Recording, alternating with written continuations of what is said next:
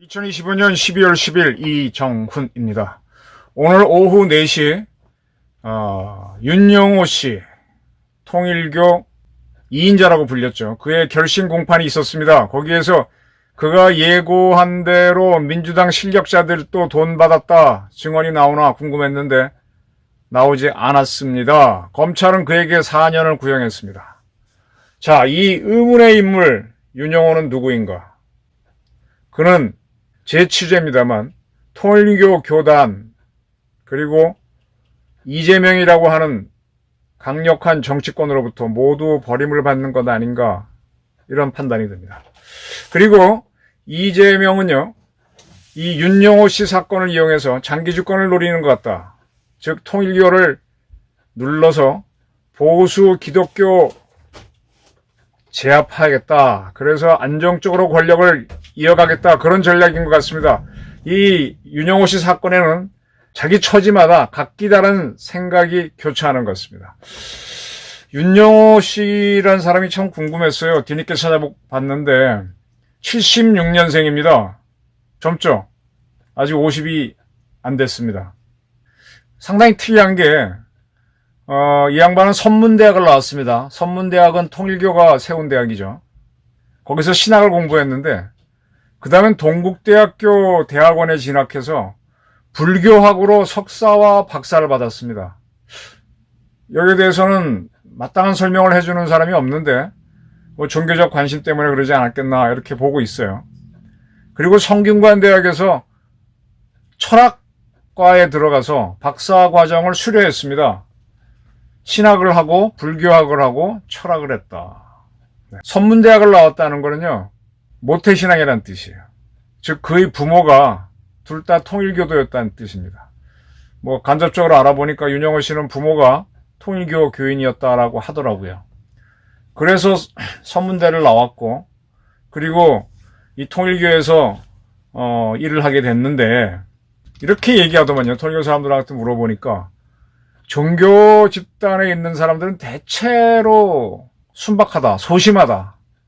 어느 종교단체든 가보면은 되게 착한 모드로 산다. 자기네가 탄압받거나 이렇게 되면 순교 모드로 가서 어떻게 할지 모르지만은 대부분의 경우는 소심하고 한 대 맞아도 그냥 아유 참고 지나자 이렇게 지나는 사람들인데, 윤영호 씨는 조금 독특하게 뭐 일을 해야 된다.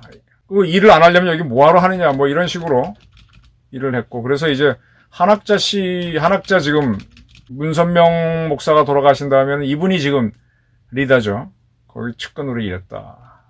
그러면서 상당히 젊은 나이에 그 액티브한 것 때문에 여러 가지 요직을 거쳤는데, 그렇게 하면서 선교에 대한 뭐 세계본부장이라는 타이틀로 선교에 대한 책임자가 된 모양이에요.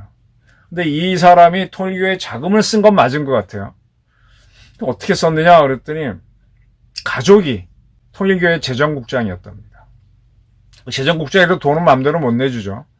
이 종교단체에서는, 기업에서는 돈을 쓸 때 결제란 걸 하죠. 그래서 뭐 몇십 원 나가는 거, 뭐 출장 가는 것도 다 기록을 남기고 돈을 벌기 위한 조직이니까 철저하게 합니다. 근데 종교단체에서는 좀 두리뭉실하게 하는 경우가 있죠. 돈에 얽매이지 않겠다. 돈을 하나의 수단으로만 본다. 뭐 이런 개념으로. 그래서 대표인 한학자 여사가 뭐 거기한테 보고하고 뭐 알았다라고 하면은 돈을 꺼내 쓰는 데는 큰 문제가 없었던 것 같아요. 그래서 그 돈을 쓴 거는 맞는 것 같고요. 그리고 이 사람은 통일교가 이제 여러 가지 행사가 있어요.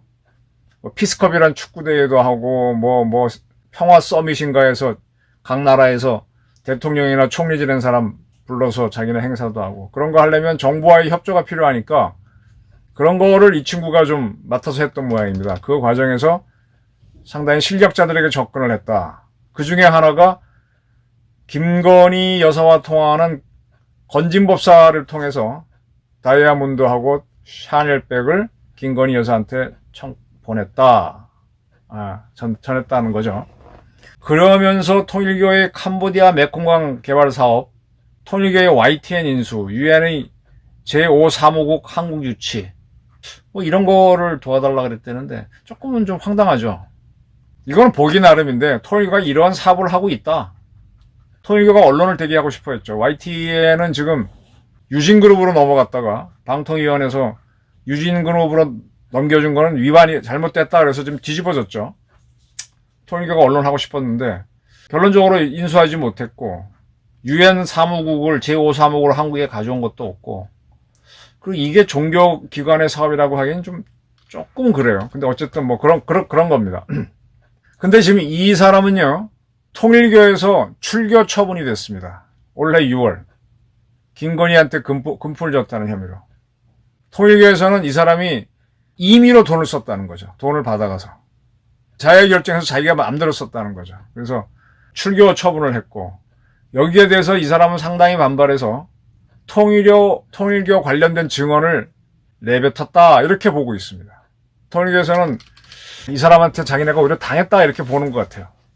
교단으로부터는 아웃된 거고 그러니까 부모 때부터 있었던 교단서 아웃됐고 그러니까 상당히 그것 때문에 고통을 받는 것 같고 그 다음에 이번에는 이재명 대통령이 몇 차례 통일과 해산을 거론하면서 압박을 넣어서 거기서도 정치로부터도 어쨌든 지금 민주당 정권, 문재인 정권 또 이렇게 접근했던 것도 맞는 것 같은데 그쪽에서도 잘라내고 있죠. 이재명 대통령이 통일교 해산을 하겠다라고 하면서 무관한 척하고 있습니다만 한때 이재명 대통령도 지사인가요? 시장 시절에 통일교하고 접근한 적이 있죠. 뭐 만날 수 있죠. 만나는 게 무슨 잘못입니까?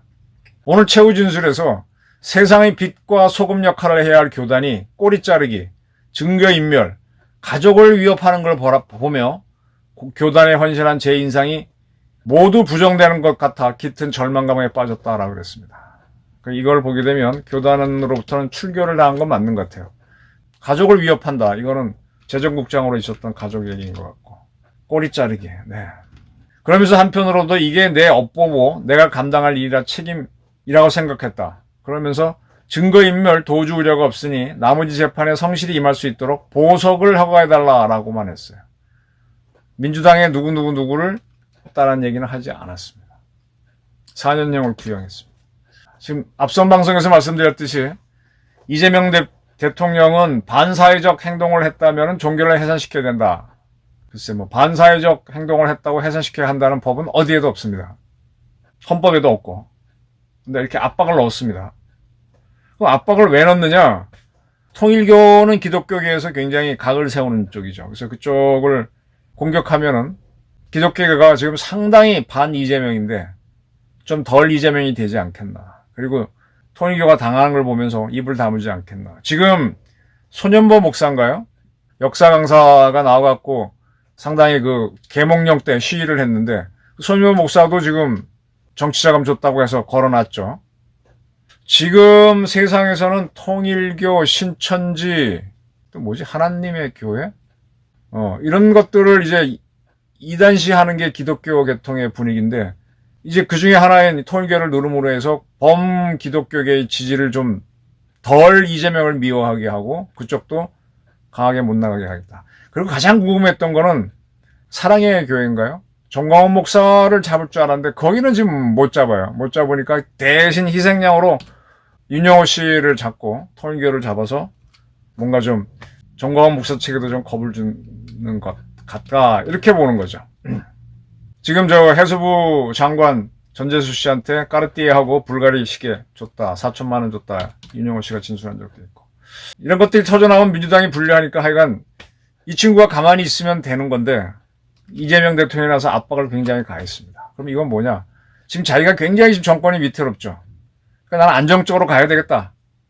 그러다 보니까 지금 윤영호는 통일교도 버렸고 이재명도 이제 막 통일교에서 진짜 이 이재명 정권하고 각을 세야겠다 그러면은 세게 나올 수 있죠. 종교단체 특성상. 그 사람들은 되게 순박하고 수동적이지만 뭐 순교로 간다 그러면 상당히 이제 저돌적으로 나오죠. 종교단체의 특징이죠. 그래서 항상 이 정보기관에서는 종교단체를 관찰하잖아요. 지켜보잖아요. 근데 통일교에서 이 사람이 자기 스스로 이렇게 했다라고 해서 잘랐으니 이 사람만 날리자라는 쪽으로 지금 가는 것 같아요. 근데 이거는 뭐 현재까지 그림이고, 또 앞으로 다음 달 내년 1월 28일 날 4년 구형한 거에 대해서 이제 1심 판결이 있겠죠. 그리고 2심이 있고 2심에서 이제 분리하면은 또 무슨 얘기를 하면서 들어갈 겁니다.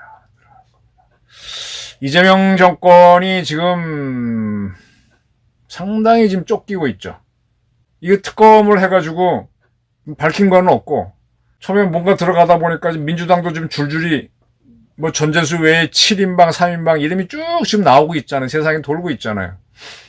지금 박근혜 정부 때 보게 되면은 처음에 십상시가 박근혜를 옹이한다라고 하다가 십상시 다음에 정윤회 씨 나오다가 정윤회 다음에 최순실 나오면서 무너졌거든요.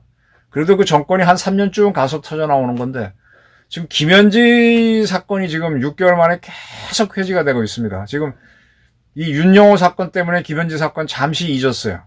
근데 이건 또 나옵니다. 그때는 또 어떻게 할 건가? 또 그때쯤 가게 되면 또 윤영호는 윤영호대로 억울하면은 뭔가 얘기할 수도 있고, 통일교도 지금은 뭔가 지금 수동적으로 있죠. 근데 그들도 이건 아니구나 하게 되면 강하게 나올 수도 있고, 이런 게임입니다.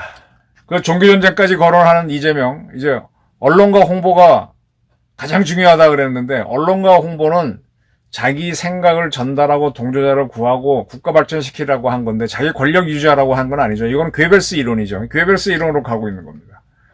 그러면서 지금 이제 사법개혁안이 잘 안 되니까 일부 후퇴했지만, 또 언젠가 밀어붙이고, 이것도 다 집권의 문제가 되니까 그런 거죠. 이렇게 해서 일단 통일교하고 이재명하고의 관계는 김현지 사건을 가라앉히고 이제 잠시 쿨다운 될 겁니다. 그리고 나서 이제 김현지 사건, 이제 당장은 뭐 불쏘시개가 없으니까 그냥 가겠죠. 윤영호 씨가 억울해서 이제 뭔가 새로운 폭로를 한다. 그러면 이재명과 통일교는 또 충돌로 갈 수 있을 것입니다. 잠시의 소강 상태가 이재명의 장기 집권을 보장하는 요소는 아니 될 것이다 라고 저는 봅니다. 감사합니다.